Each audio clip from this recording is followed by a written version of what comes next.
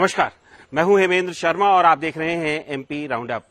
सीधी के पेशाब कांड के बाद मध्य प्रदेश पटवारी रिक्रूटमेंट स्कैम, जिसे व्यापम 3 भी कहा जा रहा है, मध्य प्रदेश सरकार के लिए एक नई मुसीबत बनकर आया है। इस स्कैम में भारतीय जनता पार्टी के एक नेता के कॉलेज का नाम आ रहा है। एक ही कॉलेज से कई सौ स्टूडेंट्स का सिलेक्शन हुआ है और टॉप 10 में से 7 स्टूडेंट्स इसी कॉलेज से सिलेक्ट हुए हैं।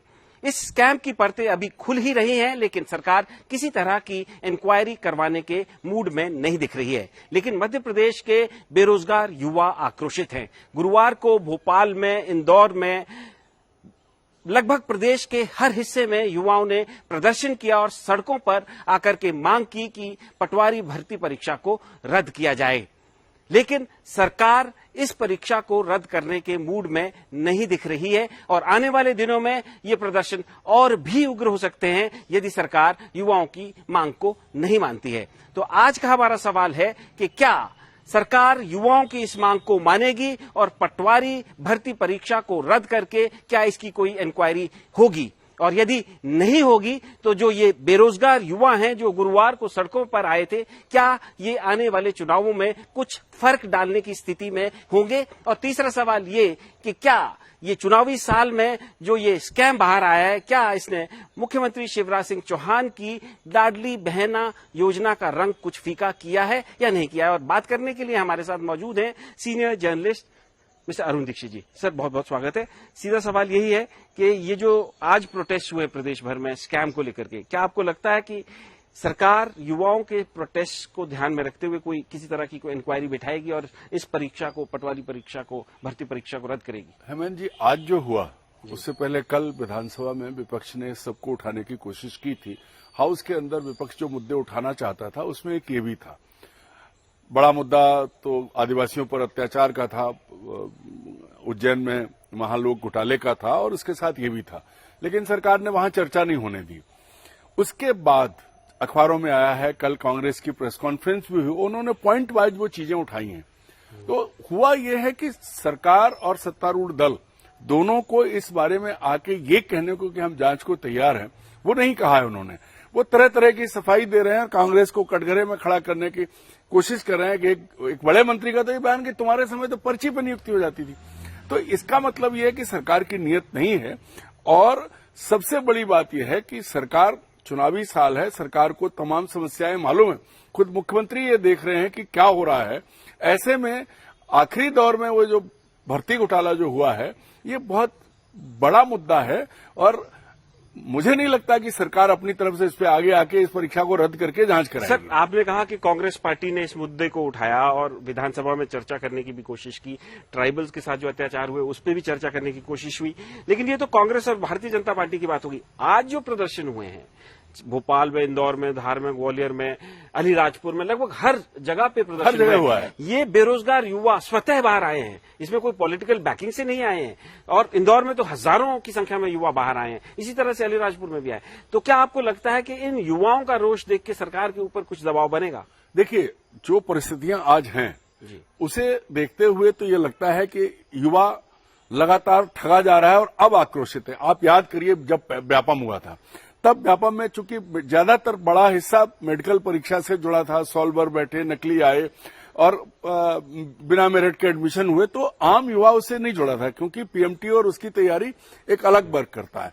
फिर उसके बाद दोबारा जो घोटाला हुआ वो ये था, शिक्षा कृषि विस्तार अधिकारियों का घोटाला हुआ, फिर टीचर्स की भर्ती का घोटाला हुआ और अब पटवारी भर्ती, जिसमें कि आम युवा जो 10वीं 12वीं पास है, कॉलेज में गया है या बीए किया है, एमए किया, उसने भर्ती की परीक्षा दी थी। ये बहुत बड़ी संख्या है और पूरे प्रदेश में, हर गांव में, हर घर में ऐसे युवा हैं जो अब सरकार की क्लास 3, क्लास 2 नौकरियां चाहते हैं। उन सबके बीच में ये मैसेज गया है, क्योंकि एक जिस कॉलेज की आपने बात की है वो कॉलेज भिंड में एक उस एमएलए का है जिसके पिता पहले बीजेपी में थे, फिर बाहर गए, फिर वो बीएसपी से जीत के आया, उसमें आ गया, अभी बीजेपी में। हाँ, अभी बीजेपी में है। मतलब 10 में से 7 मेरिट होल्डर वहीं के हैं और वो जो सिस्टम है पूरा जो सामने आ रहा है वो शक पैदा करता है। लेकिन उससे बड़ा शक सरकार का व्यवहार पैदा करता है। सरकार ने, न तो मुख्यमंत्री ने, न सरकार के किसी मंत्री ने आगे आके ये कहा कि हम इन आरोपों की जांच कराएंगे, रिजल्ट रोकते हैं। नहीं, उल्टा कांग्रेस को कटघरे में खड़ा करने की कोशिश कर ली। तो कांग्रेस को तो कर लीजिए, पर जो हजारों युवक जो प्रभावित हो रहे हैं उनका क्या करोगे? उनको तो किसको? वही मेरा सवाल है सर कि क्या ये जो हजारों की संख्या में प्रभावित युवक हैं जो आज सड़कों पर आए हैं, क्या ये किसी तरह का दबाव बनाने में सरकार के ऊपर कामयाब होंगे? स्वाभाविक युवा पीढ़ी है जी। मैंने कहा ना कि व्यापम में एक छोटा वर्ग था, ये बहुत बड़ा वर्ग है। हर गांव में मैं तो क्या सरकार एक्ट करेगी सर? कोई इंक्वायरी होगी? नहीं, मुझे नहीं लगता, क्योंकि सरकार के पास 4 महीने बचे हैं और सरकार ने सेटिंग के साथ किया। सरकार को लगता है अगर हुआ है तो, सेटिंग नहीं होती तो होता नहीं, तो फिर क्यों रद्द करेगी सरकार? सरकार ने जिनको जो करना था, भाई सरकार भर्ती करना चाहती थी, सरकार ने जो काम कराना था करा लिया। जो लोग शोर मचाते रहे। सर ये जो भर्ती का प्रोसेस है, ये जैसे आपने अभी कुछ दिनों पहले पीसा कोऑर्डिनेटर अपॉइंट किए थे, उसमें एग्जाम्स ही नहीं होने दिए थे, बीजेपी और संघ से जुड़े लोगों को अपॉइंट किया था। अभी जो है एग्जाम्स कराए गए, लेकिन पैसे या जो भी एलिगेशन है एक ही कॉलेज में बड़े पक्षपात तरीके से हुआ है। मैं यही कह रहा हूं जो बेरोजगार युवा जो है सर, जो प्रदेश का युवा है, वो क्या करेगा? मैं वही कह रहा हूं कि ये सरकार लगातार इस व्यापम घोटाले का कलंक आज तक नहीं मिटा है। आज भी सीबीआई जांच कर रही है। फिर इन्होंने इसका नाम बदला, व्यापम से व्यावसायिक परीक्षा मंडल से इसको अंग्रेजी में ले आया प्रोफेशनल एग्जामिनेशन बोर्ड, तो ये पीबी हो गया। फिर भी घोटाला हुआ तो फिर तीसरा नाम बदल के कर्मचारी चयन मंडल कर दिया। नाम बदल रहे हो, काम तो नहीं बदल रहे हो। काम, घोटाला, भ्रष्टाचार वहां हो रहा है और आप उसको देखने की कोशिश नहीं कर रहे हो। भ्रष्टाचार हो रहे हैं और लगातार मैं वही कह रहा हूं कि अब पहली बार उस नस पर पांव पड़ा है जैसे सांप की पूंछ पे पांव पड़ता है, काट लेता है। ये युवा जो है, जो मध्यम वर्ग और गरीब घर का युवा है, जिसकी पूंछ पर पांव पड़ा है, ये बहुत खतरनाक साबित होगा। क्योंकि इनको बहकाना, ये ऐसा नहीं कि बाहर के यूपी के सोलवर आगे या राजस्थान के आगे कहीं के आगे बैठ के चले गए और आपने 10 लोग पकड़ लिए, जो मेन अभियुक्त है वो छोड़ दिए। ये तो रोज वहीं रहने वाले हैं।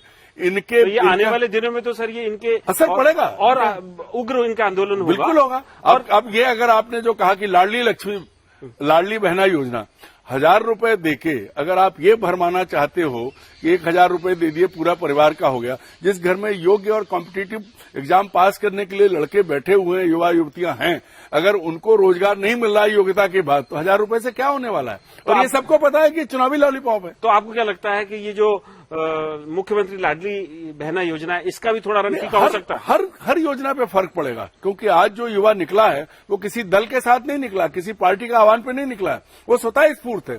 खुद युवक चल के आए हैं, उन्होंने खुद आके आगे मुद्दा उठाया। कांग्रेस ने पहले मुद्दा नहीं उठाया। युवक, वो पीड़ित युवक लेके गए और हर जगह वो अपनी बात कर रहे हैं। क्योंकि आप देखो, चयनित शिक्षक भटक रहे हैं, घूम रहे हैं, उन्हें नौकरी नहीं दी जा रही है। यही स्थिति कृषि विस्तार अधिकारियों को ही वहां भी घपला हुआ। सरकार पीछे हटने को तैयार नहीं। दरअसल क्या है, व्यापम में जिस तरह का बचाव हो गया, बड़े बड़े लोग जिनको फंसना चाहिए था, जो जेल के सलाखों में होने चाहिए थे, वो सब बच गए। फंसे कौन? एक मंत्री फंस गया, संघ के लोग नहीं फंसे जिनके नाम आए। जांच में बहुत सारे लोग, बाकी काम सीबीआई ने कर दिया कि सबको बाशब करके दलाल पकड़ लिया, सॉल्वर पकड़ लिया, लेकिन उसको नहीं पकड़ा जिसने पैसे लिए। वो आज तक नहीं पकड़ा गया। तो इस सरकार की नीयत साफ दिख रही है, नीयत कि ये कुछ भी नहीं करेगी और इसको लगता है कि हम दबा लेंगे। तो सरकार को लगता है कि ये जो स्कैम सामने आया है, इसे वो दबा लेगी। स्कैम को भले ही कांग्रेस पार्टी के पूर्व अध्यक्ष अरुण यादव सामने लाए हों, लेकिन गुरुवार को प्रदेश भर में युवा स्वतः ही सड़कों पर आए, उन्होंने प्रदर्शन किया। और जैसा कि बताया जा रहा है कि सरकार नहीं चाहती है कि किसी तरह की इंक्वायरी इसमें हो, और यदि कोई इंक्वायरी नहीं हुई तो आने वाले दिनों में निश्चित तौर पर युवाओं का ये प्रदर्शन जो है और उग्र हो सकता है। और जो इस साल के अंत में चुनाव होने हैं, उस पर भी इस स्कैम का असर पड़ सकता है। एमपी राउंडअप में आज सिर्फ इतना ही। कल फिर मुलाकात होगी, तब तक के लिए थैंक यू, गुड बाय।